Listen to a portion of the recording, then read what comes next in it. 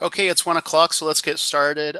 Good afternoon, everyone that is there in South Carolina, and those of you that are watching this via the live stream. My name is David Holt. I'm a reference librarian at the University of California in Davis.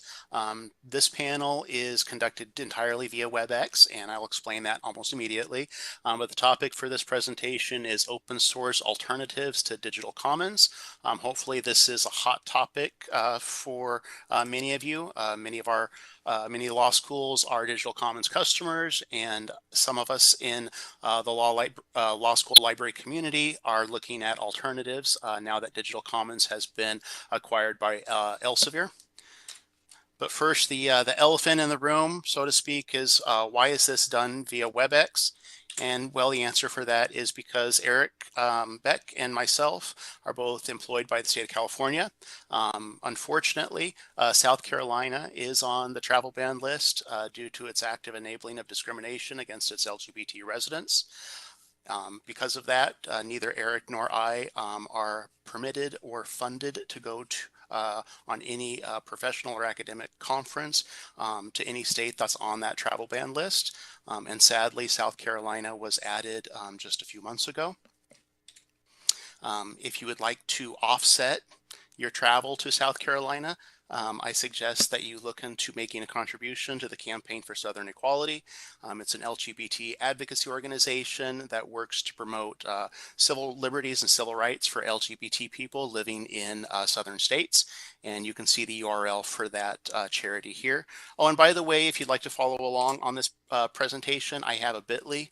This is all on as a Google Doc, and the bit.ly is bit.ly/Davis Cow. Our campus mascot. So let's dive into the topic for this presentation, which is really how do we confront Elsevier's control over the life cycle of legal scholarly publishing. As we know, there is a cycle to scholarly publications. Scholars conduct research, create a working draft. Typically, that draft is then uploaded to a preprint hosting platform. Almost overwhelmingly, this is now SSRN. However, we now have a nonprofit that has been sponsored by Cornell Law School using the Open Science Foundation software for Law Archive, and I'm going to briefly demo that later on. The next step is submission to journals. We have two major vendors for that, Expresso, which was a part of bPress and so is now owned by Elsevier, is one of the main article submission tools that law professors use.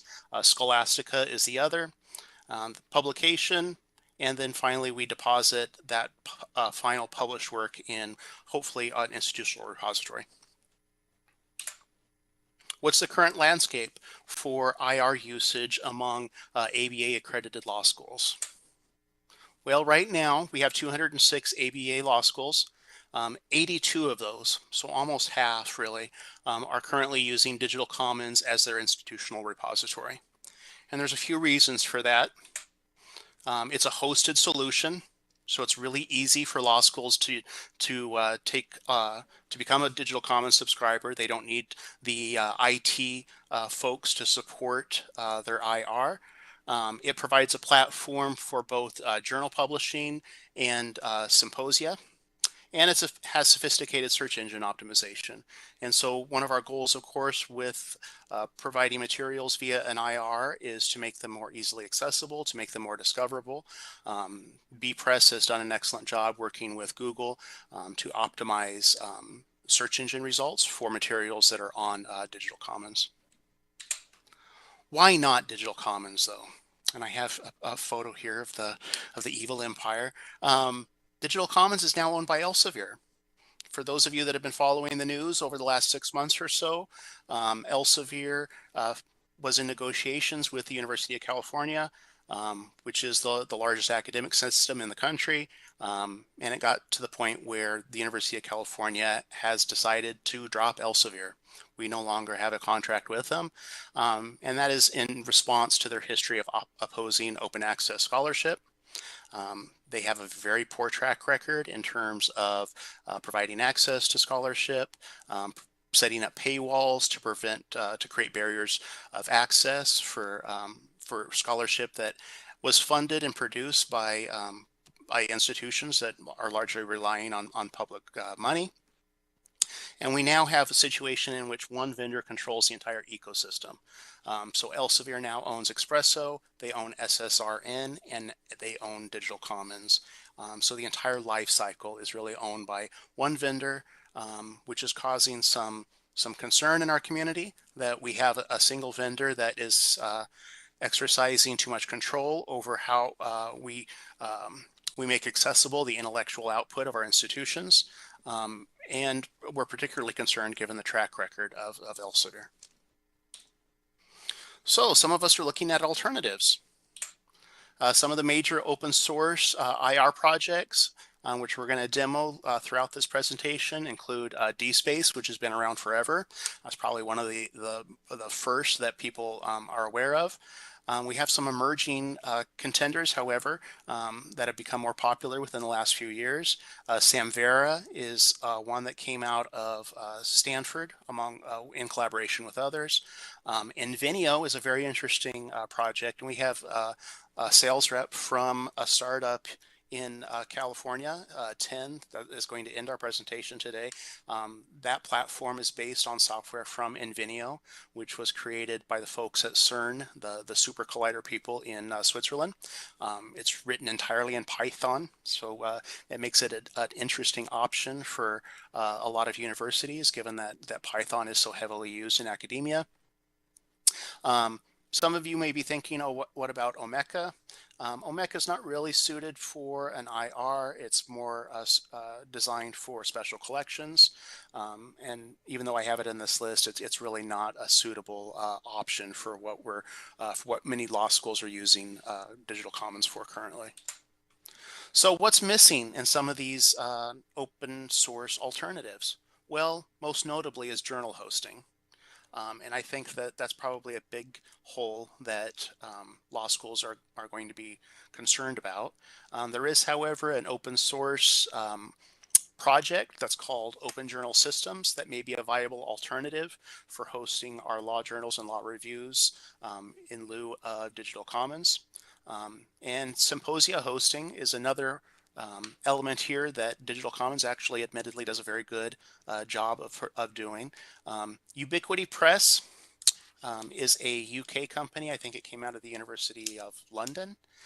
They are working on a very interesting project, which is a haiku or Samvera based IR for symposia, along with an OJS based journal hosting platform that they're offering to law schools as not as a cohesive platform, because these are two separate pieces, but still they realize that those pieces really need to fit together. And Ubiquity Press is attempting to do that in the law school market right now. So some of the tech specs with these various open source platforms. Samvera, which includes Haiku, Hydra, and others, is based on Ruby on Rails, and I think that's largely because this came out of the shop at Stanford, and they are a Rails shop over at Stanford, and so that was the language of choice for them. Python, as we know, is heavily used in academia. We may have some IT folks on your campus already that are fluent in Python. You may even have people in your library that are trying to take this up as a skill.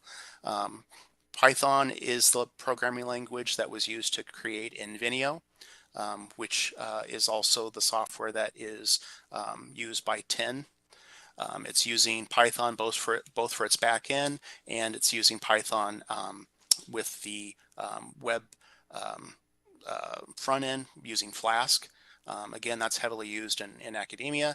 DSpace, which has been around forever, is continuing to use Java for its backend, although the front end is now being rewritten in JavaScript. And it is going to be released, I think this is, it's next week now. There's the Open Repositories Conference in Hamburg, Germany next week, and that's supposed to be the big splash for the DSpace 7 unveiling. Which it looks like a promising candidate, so that may be a viable option for some of us. So what are some pros and cons of looking at some of these open source options? It may be easier to find tech support for Python again than it would be for Rails. Rails is not commonly used in higher ed, whereas Python is. Python is gaining market share. Some con with Tend, and I'm sure Kathy is going to rebut this when she presents at the end of this, is that Tend is a small Norwegian company, but it's using software from CERN. There may be an advantage to that, however. Elsevier has gotten too large and has too much influence over the law library market. I don't expect Tend to get so large that we will be concerned about it unduly influencing how we make our materials accessible. DSpace is no longer seen as cutting edge, but again, a new version is coming. And so that may change later on this summer as that software is released. Number one concern that we have with any of these is what is it going to cost? Is this going to be cheaper and more expensive than Digital Commons? I'm not under a non-disclosure agreement, so I can just flat out tell you that Digital Commons runs about $25,000 a year for law schools. It's a pretty hefty price that some law schools have decided that they simply can't afford. Tend is probably going to be roughly similar in terms of its pricing. Hosting your IR may reduce your cost. However, remember that there's going to be labor costs that are involved whenever you're rolling your own, essentially, and doing an open source project in-house. So let's run through some examples quickly. Oh, and by the way, we have a lot of content to cover today, and so that's why I'm zipping through these slides so quickly, is because I want to preserve some time at the end of this session for some audience questions. So some examples of a Digital Commons site. This is actually the Digital Commons site that I used to maintain at Santa Clara Law. You'll notice that it does do a nice job of creating distinct branding for each law journal or law review. It also does a nice job of providing a space where you can preserve content that's been created by a student or journal symposia. And it does a nice job with search engine optimization. Typically, if you do a search for anything by its article title here, the first result in Google is quite likely to be the URL to the Digital Commons site itself.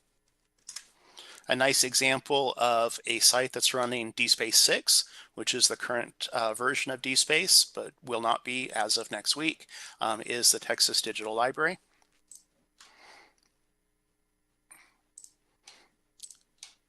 Seems a little out of date, really, at this point. I don't think this interface has changed much in the last 10 years or so. And so they are doing a complete revamp of this. And so stay tuned for developments on DSpace. Now, Eric suggested that a good candidate to show off Islandora, which is has a Fedora backend and a Drupal front end, is Florida State.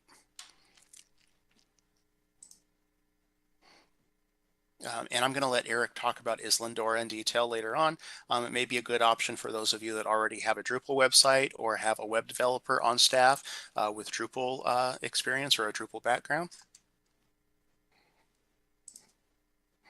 Here's a nice example of a Tend IR. Caltech was an early adopter of Tend. They're using Tend for both their ILS, their IR, and I think Kathy will know the answer to this. I think they have other components from Tend that they're currently using. Oregon Digital is a nice example of, this is a blacklight front end. So again, that's a discovery platform that was created at Stanford, and they're using a Samvera backend. This is considered pretty cutting edge at this point. And just because I briefly mentioned journal hosting, Open Journal Systems is the open source platform for journal hosting that some law schools are taking a look at right now. How many of you remember when there was a rebellion among linguists that created the Glossa journal? It made some news within academia a few years ago. The entire board decided to get together and revolt against Elsevier because they realized that Elsevier was providing too many barriers to access for the materials that they were publishing. And so they decided as a unified body to create an open source, an open access journal called Glossa, and it is running on open journal systems. It's quite nice, and it's running on a simple, this is a simple LAMP stack. And so it's super easy to set up. If you have basic web development skills, this may be a good option for you. And so we may see some law schools, I wouldn't be surprised, in the next years or so down the road, decide to host their journals and law reviews on OJS, Open Journal Systems. And then finally, I'm on the technical advisory board for Law Archive, so I thought I'd have to plug that, which this is for preprints. And so this is going to be the open access equivalent to SSRN. There's some concern about SSRN just recently. I saw an article last week that SSRN is deciding what papers are considered scholarly and which are not. I'm very worried about Elsevier making those types of decisions with SSRN, and I think that sentiment is shared widely among law faculty. We do not want a vendor to decide what is popular reading and what is truly scholarly, and SSRN has a history of manipulating their search results to favor what they think is important, not what we think is important. And so that may be all the more reason why we should take a look at some of these open access, open source alternatives, including this great project that Cornell is sponsoring. So again, we have a lot of content to cover, so I'm going to pass the baton, so to speak, to our next presenter, who is Brian Huffman from the University of Hawaii.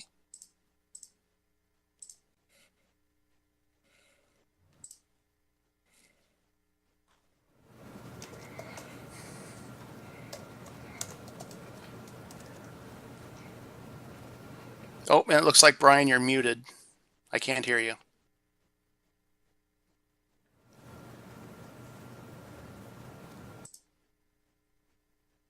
All right, can you hear me now? Yep, there you go. All right. Give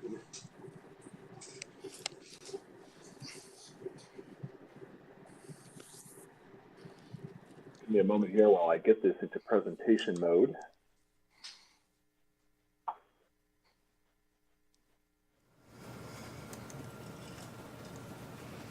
Oh, I cannot find that. Where is it? At the top of the screen, share. I think I got it. Okay, good. Does everyone see it now?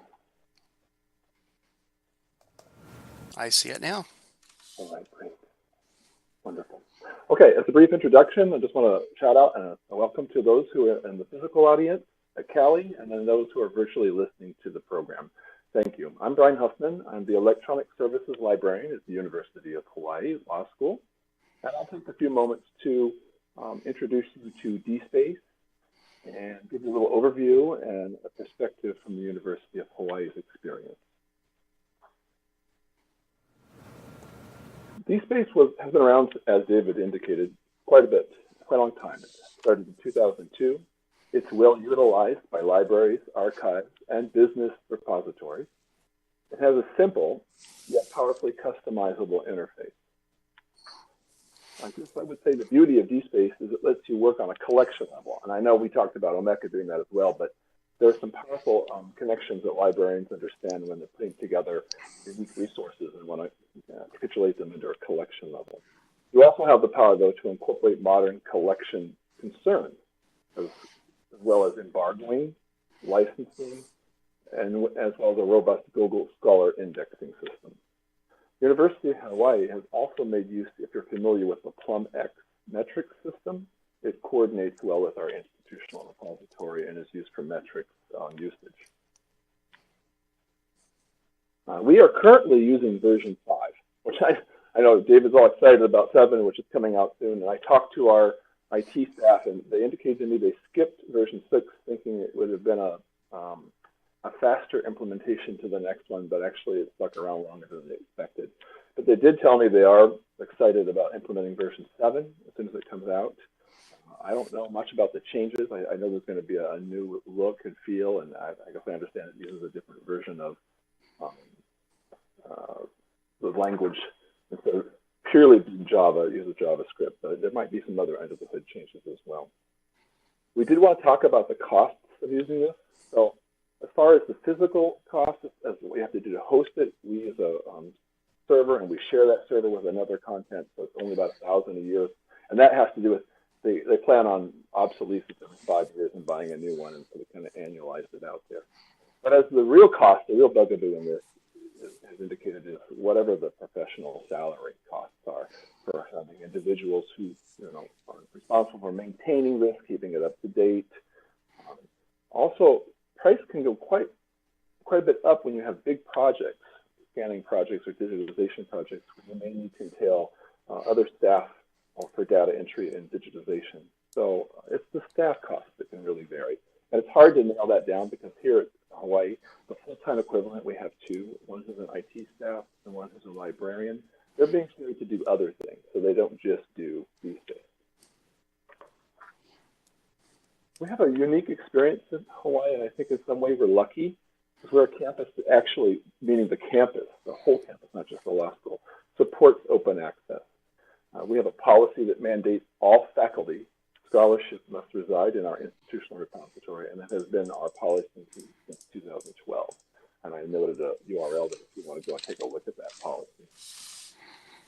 So what that means is, how do we accomplish this? I'm not going to go through the mundane workflow, but I'll give you a little overview, kind of a snapshot. Much of the work is done through our desktop services office, which is housed in the upper campus library. Librarians are heavily involved in the workflow and the process. The plan originated in 2014 when our law library director signed a memorandum of understanding with Hein. We were able to secure all of our law faculty's articles in Hein as PDFs. We then put them through optical character recognition. We uploaded the articles on a server and filled in the metadata fields in a spreadsheet for each and every entry. Desktop services then helped us set up our communities and our collections in DSpace, and we were running from that point on. Our works are discoverable in our library OPAC, our discovery tool. We use Primo, and they also can be found via Google Scholar. We have two repositories at UH, and this was set up, at the upper campus. We didn't have any control of it here at the law school. One is for scholarly works or articles, and we call that ScholarSpace. And the other is for digital publications created through the university, and we call that eVols. There's a little bit of blurring of the distinctions between the two sometimes, but I try to keep them pretty distinct when I'm encouraging the submissions that we put into those two collections. This is the overview of those two. As you can see, ScholarSpace has been around for our institution since 2006, and eVol started 3 years after that. There are quite a few number of submissions. They're pretty similar, actually, from both of those platforms, but ScholarSpace has a lot larger community and collection because it's just full of far more content. And it's interesting to see who the two largest contributors are to those here at UH. So as far as the law school goes, our usage since we started in 2015, you can see it does get used. I'm sorry if it's hard to see this bar graph, but it does indicate the downloads and views that we're getting on a month-to-month basis since we started.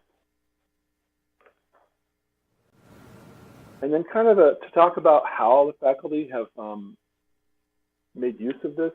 This is my slide to talk about that. We have quite a bit of buy-in in the faculty finally, but it's taken some time. And I'd say we have nearly half, which is pretty good for our institution because we have a, how do I put this? We have a faculty that's been here for quite some time. We don't have a lot of junior faculty. So the concept to them is still an evolving one, and they're very open to the idea, and they do like to get their work exposed. So this is one of the venues they realize that helps them do that. I will say there are some drawbacks. I don't know if David mentioned this much, but in my mind, there are drawbacks just to these kind of repositories to begin with. Some faculty do not put their work into the IR due to copyright issues, if they cannot secure them from the publisher. And then some of the works must exist in multidisciplinary databases that are far more restricted than Hein, and they're not easy to get into the repository sometimes if they haven't finessed the copyright issues out. Now, this snapshot will just show our institution repository, as far as the law school goes, we have 4 distinct collections. Remember, this is also ScholarSpace and eVol. You can see them there. The top is our faculty and researcher scholarship, of which we have the largest download. And this is a snapshot since we started in 2015. When you combine all 4 collections, we have over 129,000 downloads. This is what it looks like, and I'd like to take a moment to just give a brief demo. I know you guys have seen these before, so I won't spend too much time on this, but this is our landing page for ScholarSpace. Law is one of the featured collections. When you come down here, you can see it right here. I'll click into it. Our subcommittees include faculty scholarship and 1 digital archive of our beloved colleague, Professor Van Dyke. So those are our largest collections, the faculty research, and then the John Van Dyke collection, which is broken down into, I think, 3 or 4 series. You see holding spots for our 2 journals. I've added them there, the Asian Pacific Law and down the bottom, the University of Hawaii Law Review. But neither of them are currently making use of the institution repository at this time. We have them there if they want to do that. All right, so I'll show you a demo of one of our most popular downloads. Anytime you can always click and see the statistics for our community. Professors like to look at this sometimes just to see what's being used. Oh, it's a little slow. Here we go. We'll have the range from the beginning of the collection, so I get a little longer view. Refresh this.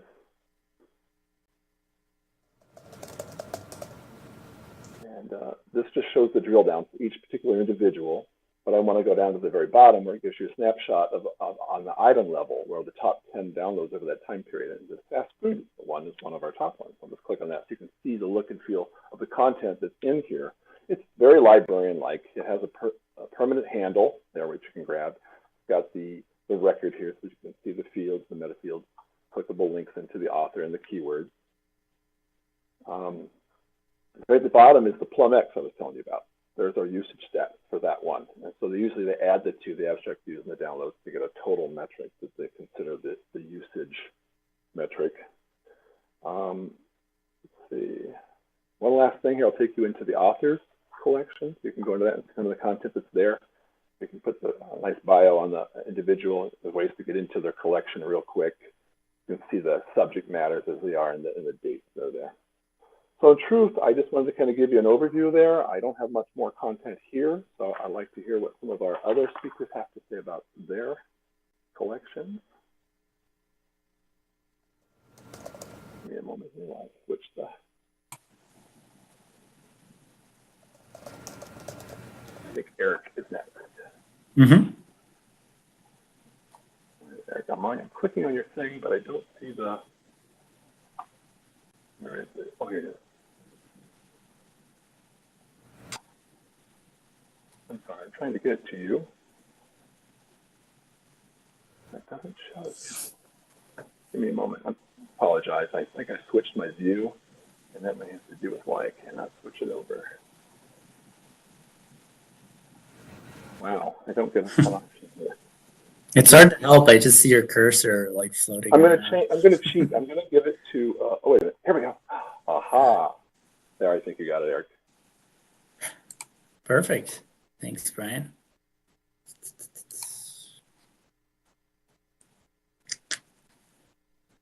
Okay. Hello, everybody. My name is Eric Beck. I am the head of Library Information Systems at California State University, Sacramento. I was formerly the Digital Services Librarian at the University of Colorado Law School. And when I was at Colorado Law, I had the opportunity to work on a team that built an Islandora repository. Now, we only used that repository for our digital library. Colorado Law did have an institutional repository on Digital Commons. And I left before I got the opportunity to really seriously explore using Islandora Scholar, the IR version of Islandora, as a viable replacement for Digital Commons. But I did a fair amount of research into it in the event that such a migration would have to take place. And so I'm going to share with you today what I learned from that research. So just starting out, we'll introduce you to the systems involved. So Islandora, like Samvera, is a Fedora-based digital asset management system. And Fedora is an open source repository platform. It's maintained by DuraSpace. And its relationship to Islandora, I think, is analogous to what you would see at a bank between like a teller window and a bank vault. So your money sits in the vault, but all of your interactions with that money are mediated through a bank teller. So if you want to make a deposit, see your balance, move money between accounts, they don't just let you go back into the bank vault. You got to go through the teller. So Fedora is the bank vault. Islandora is the teller. And so that means that Islandora kind of works as the interface for your repository. It also provides you with all of the administrative tools that you use to manipulate that repository. And then Fedora is the storage. It preserves your items and gives you a stable and consistent ordering system that Islandora then interacts with APIs. So as one of the advantages, I think, of Islandora is that it separates out those two functions between so that you can have them running on different servers, different machines. That means that you can spec your servers out differently to suit the unique demands of storage and of processing. And you can also set up different security protocols and things like that.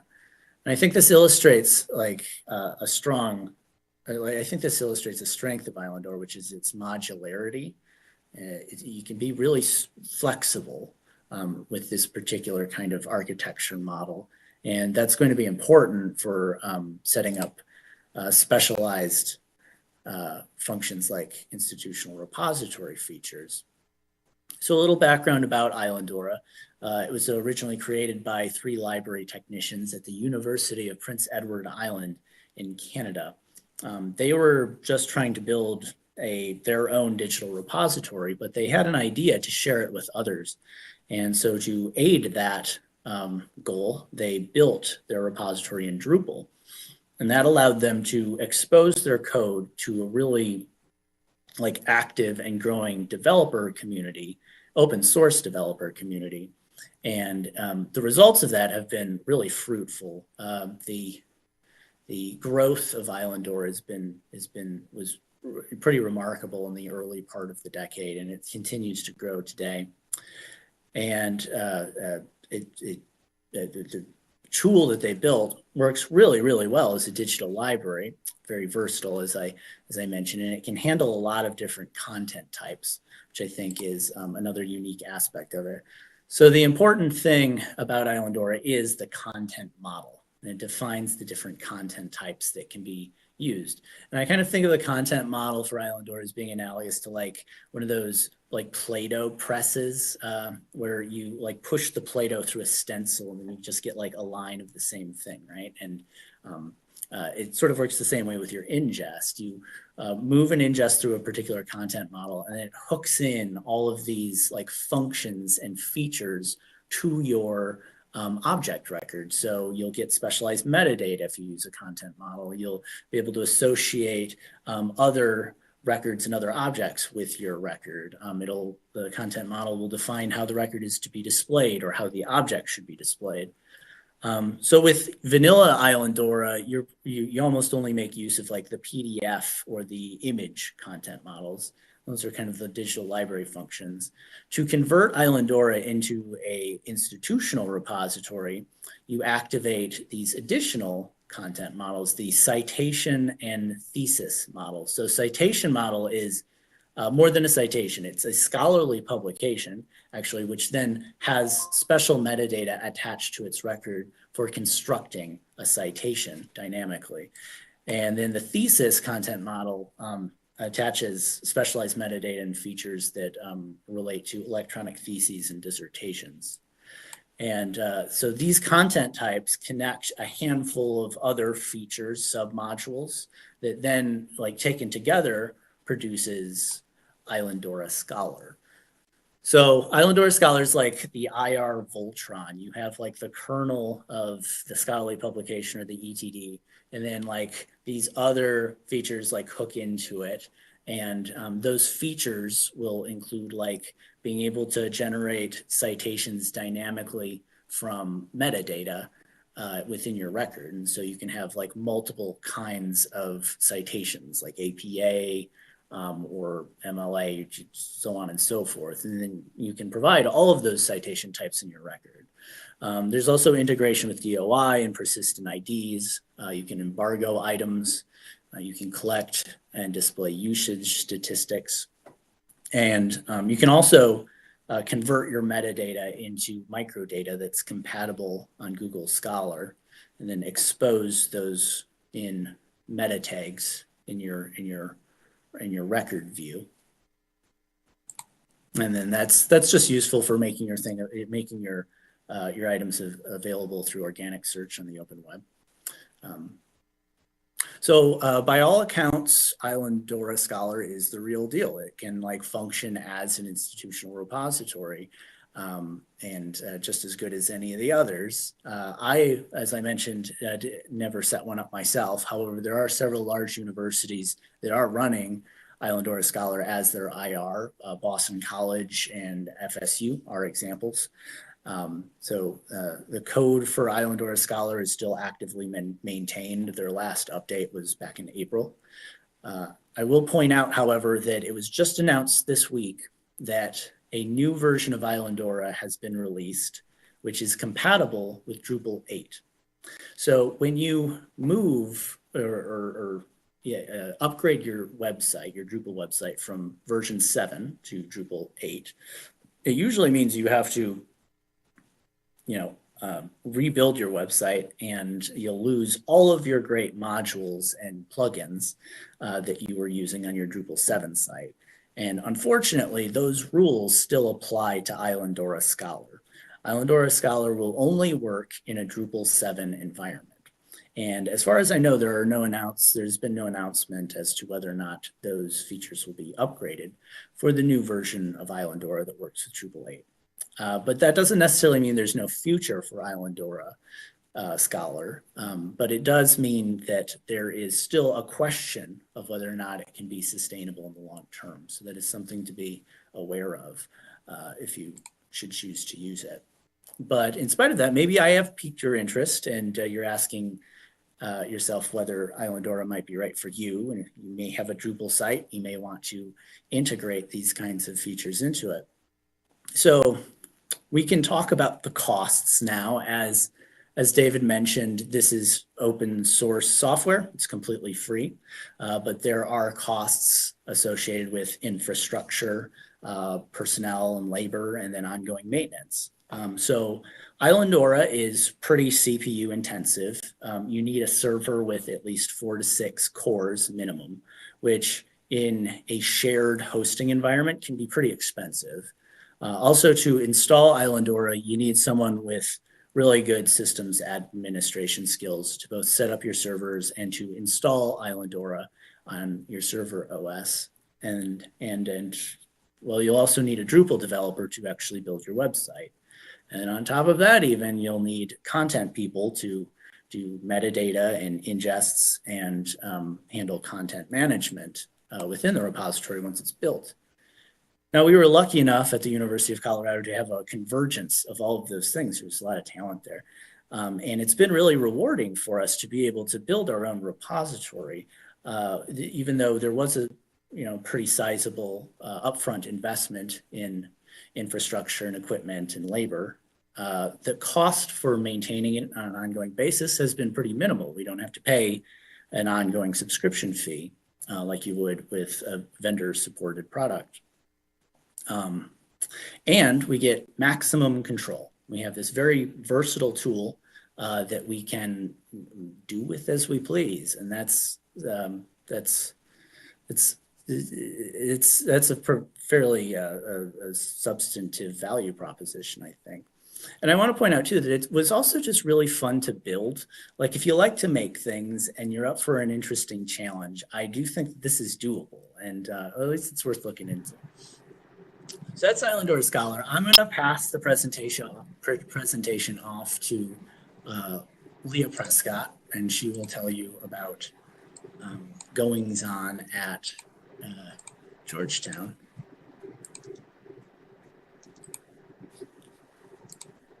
Okay, can you hear and see me? Can you hear and see me? I think we can see your slides and I can't hear you, Leah. Okay, great. Okay, so here at Georgetown, we actually do use Digital Commons as our institutional repository.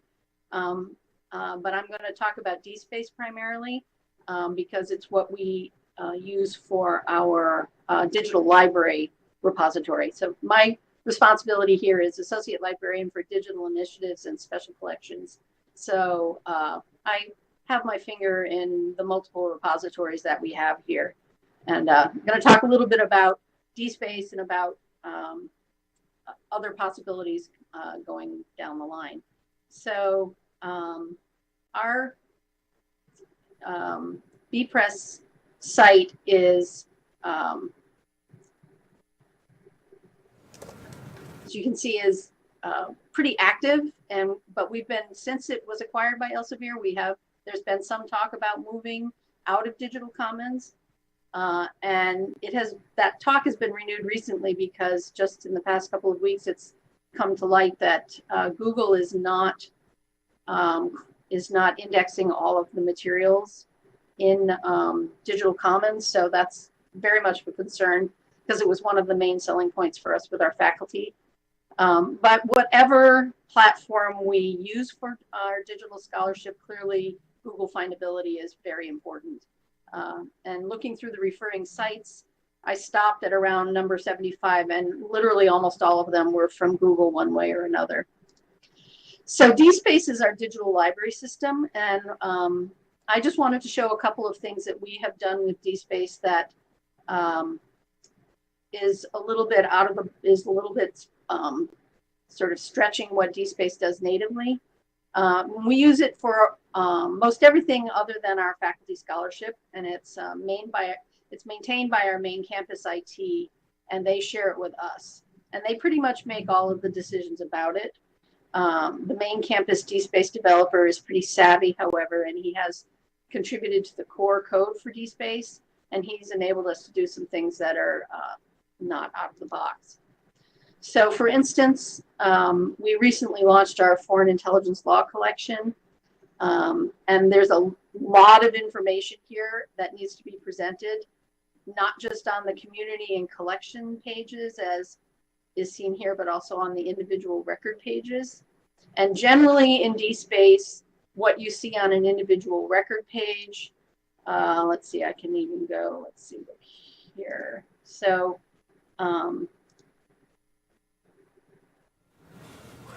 normally on a record in DSpace, you're getting this. You're getting the metadata pretty much. And we have several collections where we needed to be able to present right on the record page other pieces of information other than the metadata.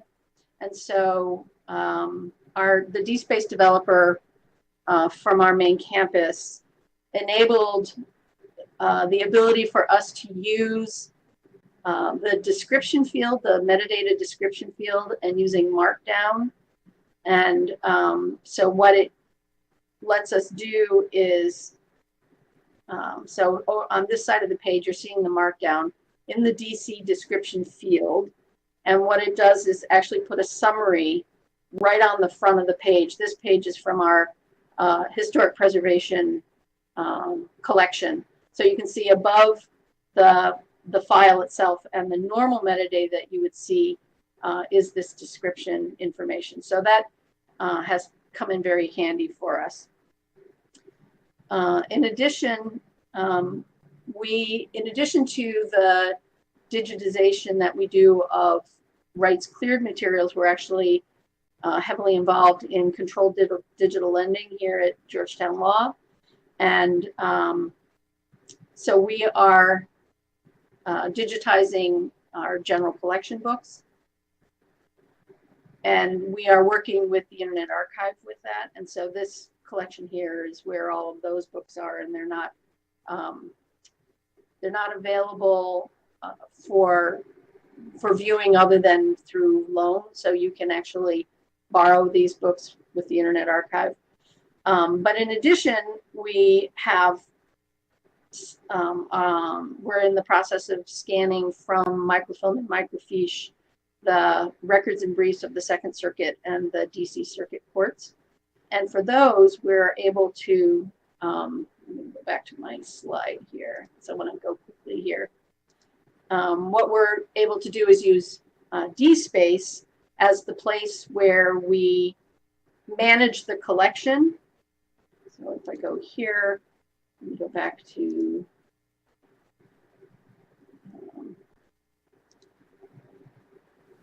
go to our federal appeals records and briefs. If we look at the Second Circuit records and briefs, actually, I'm just going to go right to, well, let's see, go here.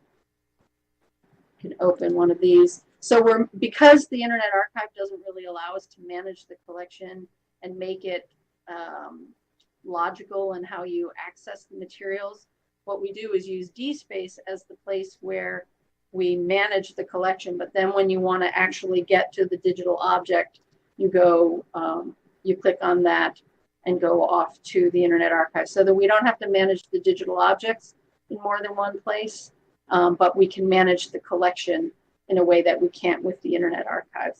So that's another little thing that the developer, our DSpace developer on main campus, enabled for us. So with all of that said about things that we've been able to figure out to make happen in DSpace, one of the things that is a real challenge with DSpace is complex digital objects. So being able to put an archival collection that has many levels of hierarchy is pretty impossible with DSpace.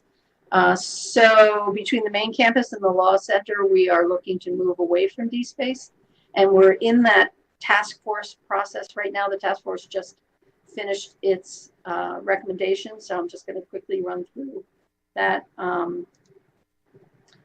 And the first decision that we made was to look at open source solutions. Felt that it offers flexibility for local customization to an extent that's not possible with a vendor-supported platform. And the fact that there are online communities of developers using the same platform for support and offer advice. So that was our decision. We have DSpace, we've already evaluated DSpace, so that we didn't need to redo that as part of this process.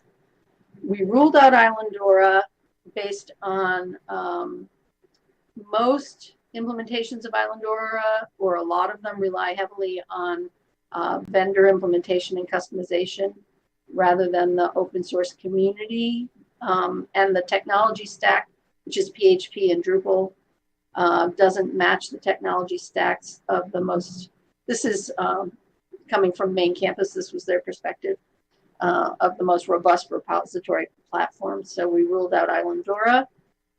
And then we ruled out Haiku because it's a feature complete repository application created by the Hydra in a Box project.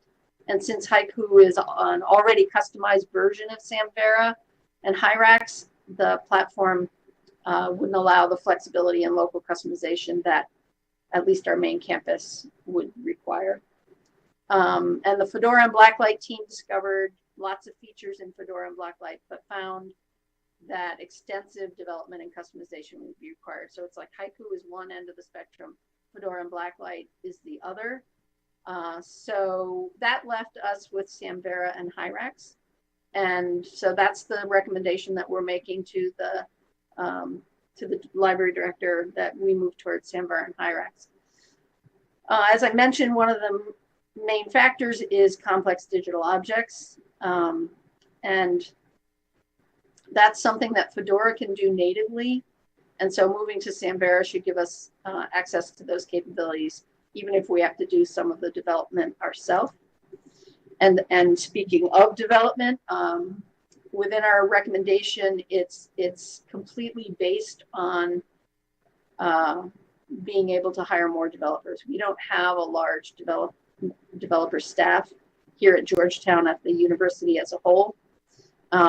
So based on our study of Samvera Hyrax, our discussions with colleagues at peer institutions and an analysis of our current staffing, in order to do a successful implementation, the library would need to add a significant number of new positions to support the development and migration of the new platform. So that's what we're waiting to find out.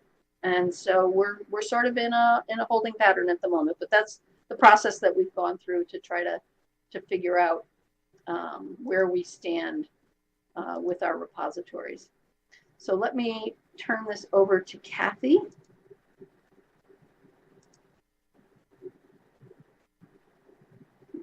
Great, thanks, Leah. Can everybody hear me? Yeah. Okay, great. All right.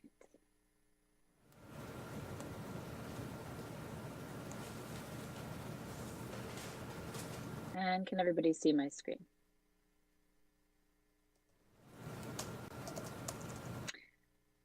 Okay, so as David mentioned, my name is Kathy McCarthy, and I work for TIND doing partnership development.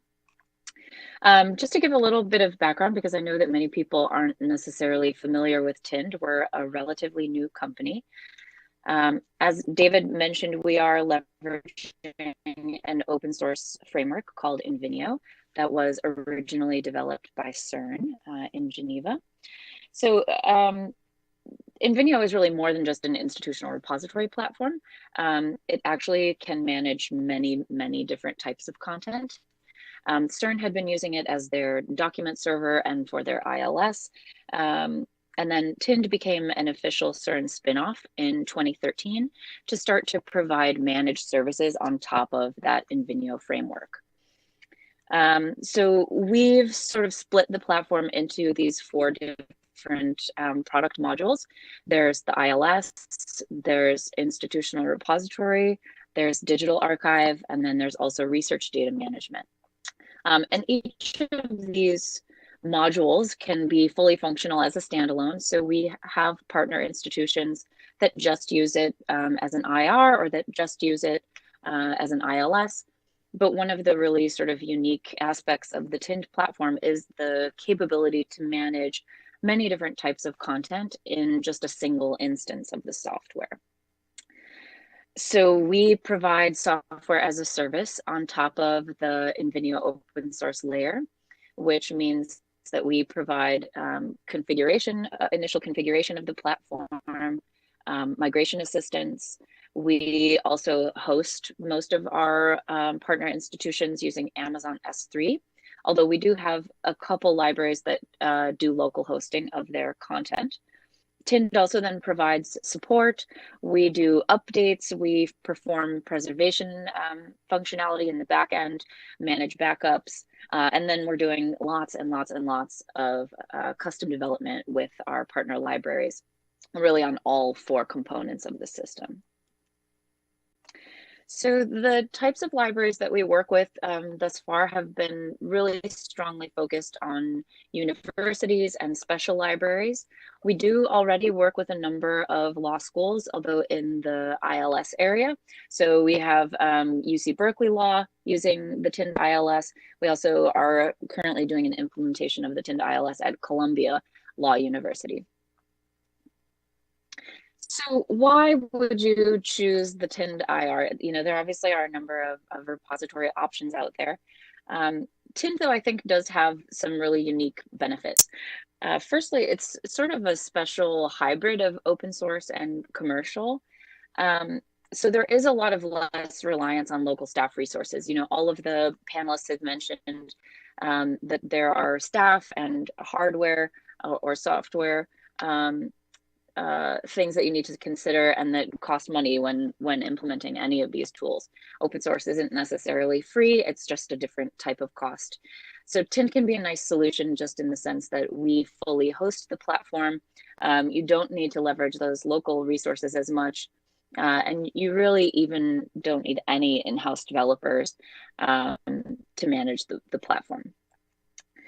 Another really nice aspect of the TIND platform is this capability that I mentioned of being able to really manage a lot more than just scholarly publications. So we have a number of partner institutions that have combined various aspects of the platform. We have Millersville University and the United Nations headquarters in New York They use the TIND platform as a combination institutional repository and digital archive. The University of Chicago is currently implementing the TIND IR and the TIND research data management tool. Keep in mind, that's just a single instance of the software. And then we also have Olin College of Engineering, who uses the TIND IR and the TIND ILS in a single instance. So really powerful just in terms of being able to have a much more central repository for more of the library's content. Really beneficial in terms of both patron discovery, but also staff ability to administer the platform, because a lot of the backend tools that you're going to be using will be the same across these various collections. And third, I think the third big benefit is the opportunity to really collaborate on a much deeper level on the development and on the direction that the platform goes. David mentioned that, you know, we are a small team. I do think that actually is a benefit, just in the sense that we have a small customer base. When you use our products, you're not one of, you know, thousands of libraries using it. We have a very small focused customer base, and that means that your actual needs are really prioritized, both in terms of development, in terms of support, in terms of the amount of interaction that you have with us, and how close of a relationship we have with the libraries that we work with. So to go through a couple of the TIND IR features and show you a couple of them live on some live sites. There are customizable submission forms. You know, many of the features that the other panelists have mentioned are present also in the TIND ILS. So this ability to really focus on collections and create collection structure in a way that's going to make sense to you. The submission forms are a really powerful aspect of the TIND IR.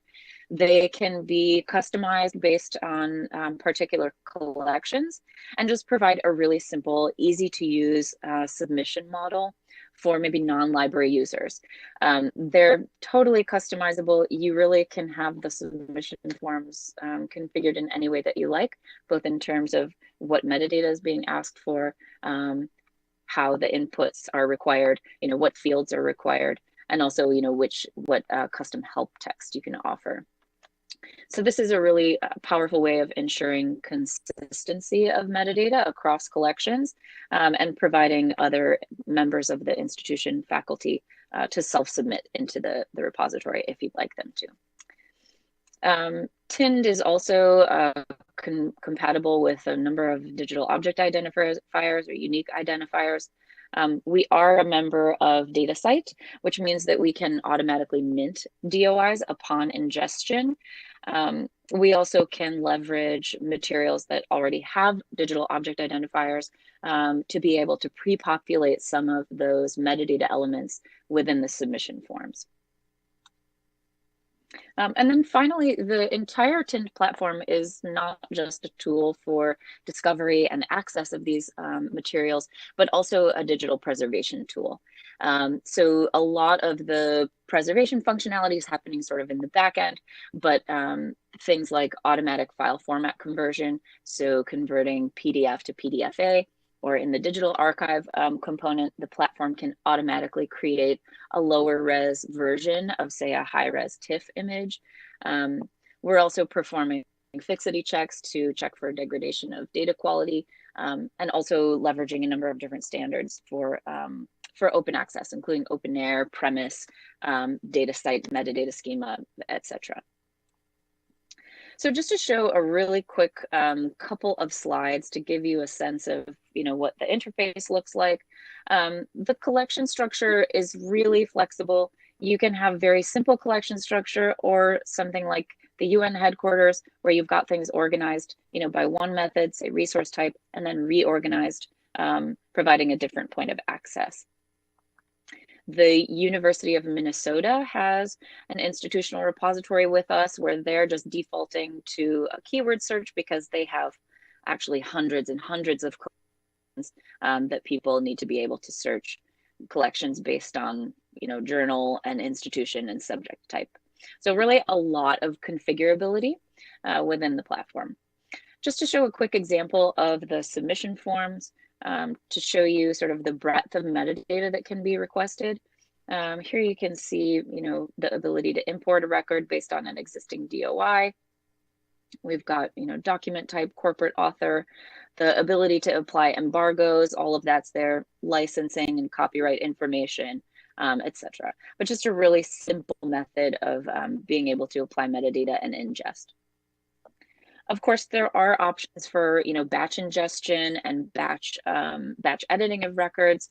You have ways to manage files, lots of things that I could go into if there were more time, but just to give you sort of a quick view of some of the more important features of the platform. So that's all the time that I have. So I did want to turn it back to David, and I think if people want to ask questions, I'm certainly willing to stay longer. Can you hear me now? Yep.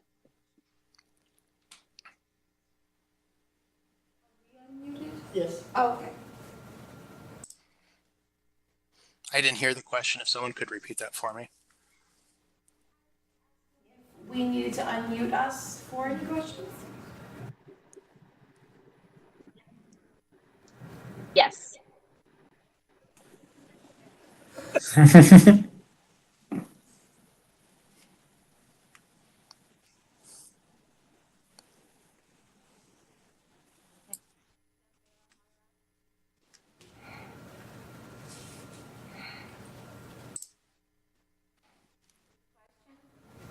Leah, I think that question was for you.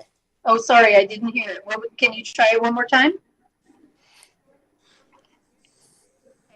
Of Samvera. Oh, we are. I think you asked when we are going to implement Samvera, and we are just at the very, very, very beginning. We only just submitted the recommendation, so I expect it will be. If the recommendation is accepted, I expect it'll be a couple of years. You're welcome.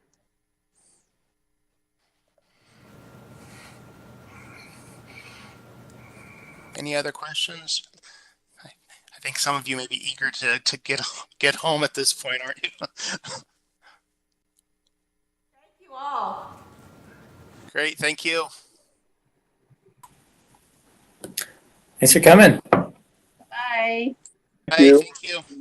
Bye. Thank you.